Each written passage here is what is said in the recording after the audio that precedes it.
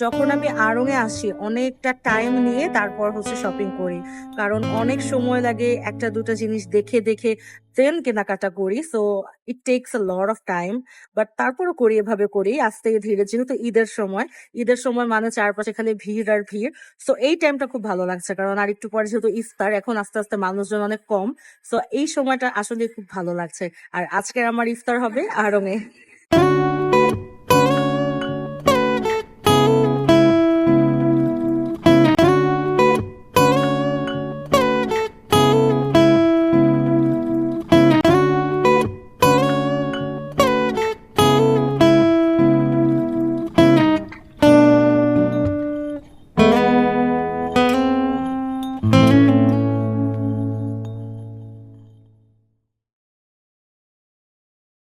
I'm all set for the ইফতার। আর একটু পরে ইফতারের টাইম হয়ে যাবে।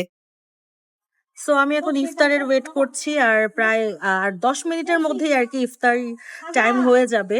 আর এই সময় আসলে মুভ করতেও পারবো না, যার কারণে আড়ংয়েই বসে আছি। আর পাশেই হচ্ছে আমার খুব ফেভারিট একটা রেস্টুরেন্ট, টেরাকোটা টেলস। সো ওদের অনেক মজার মজার ইফতার আইটেম আছে, সো তাদের থেকে আমি ইফতারের কিছু আইটেম নিয়ে নিলাম। আর জাস্ট ওগুলোই কিনে আমি এখন সিঁড়িতেই বসে আছি, কারণ এখন একেবারেই সময় নেই। এরকম একটা সিন হয়তোবা আপনারা আগে কখনো দেখেননি, যেখানে সব এমপ্লয়িরা একসাথে বসে আছে, ইফতার করছে। মানে এই জিনিসটা আমার কাছে এত ভালো লেগেছিল।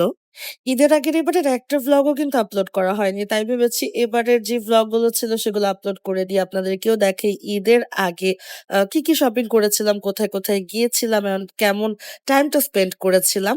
আসলে এই যে টাইমটা আমি স্পেন্ড করেছি, এই টাইমটা একেবারেই প্রাইসলেস ছিল। কারণ আড়ং এ এভাবে আগে কখনো বসে ইফতার করা হয়নি। ইফতারের টাইমটাতে এই যে এমপ্লয়িরা আমার পিছে বসে সবাই খাওয়া-দাওয়া করছে, এবং ওরা বারবার বলেছিল তাদের সাথে বসার জন্য। আর তারাই আমাদেরকে পরে আবার ব্যবস্থা করে দিয়েছিল। খুবই চমৎকার একটা টাইম স্পেন্ড হয়েছিল। সত্যি কথা, আসলে শপিং করতে কার না ভালো লাগে? বিশেষ করে ঈদের টাইমে ঈদের শপিং করতে তো আরো বেশি ভালো লাগে।